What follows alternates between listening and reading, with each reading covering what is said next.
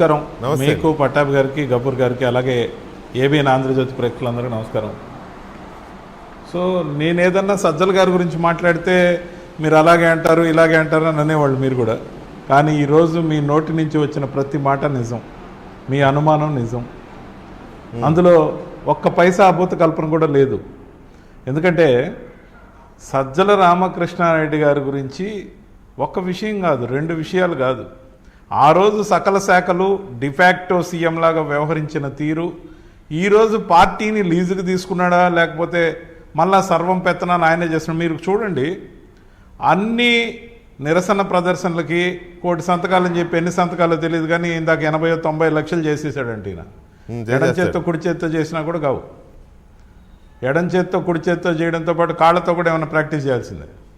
Sir, ఒక్కటి అంశం యొక్క ప్రాధాన్యత రిఫ్లెక్ట్ కావాలంటే నకిలీ స్కీములు, నకిలీ రకాల విన్యాసాలు ఉండకూడదు. స్ట్రైట్గా ఒక ప్రెస్ మీట్ ద్వారా పలాని పని చేస్తే పలాని వారికి నష్టం, దీన్ని మీరు పునఃపరిశీలిస్తే సముచితంగా ఉంటుందని ప్రభుత్వానికి విన్నవించుకుంటున్నామని కూడా మంచి మాటల్లో చెప్పచ్చు.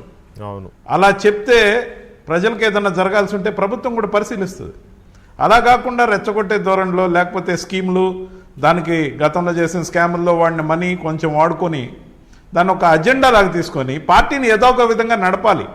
పార్టీని నడపకపోతే మనకు ఉద్యోగం ఉండదు. మనకు ఆ ఉద్యోగం లేకపోతే పార్టీ మీద ఆధిపత్యం ఉండదు. చక్కగా తండ్రి కొడుకులు ఆ పార్టీని, సాక్షి టీవీని కబ్జా చేశారు.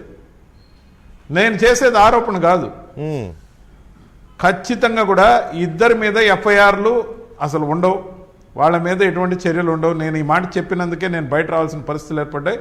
సాక్షాత్ జగన్మోహన్ రెడ్డి గారికి డైరెక్ట్గా చెప్పా, ఈయనే కోవర్టు, మిమ్మల్ని ముంచేది మళ్ళీ ఈయనే అని చెప్పా. డైరెక్ట్, ఎక్కడో అక్కడ ఇక్కడ చెప్పింది మాటలు కాదు సార్. కాబట్టి అవి చెప్పిన తర్వాత మమ్మల్ని ప్యాచ్ చేసినా కానీ అది కుదిరే పని కాదని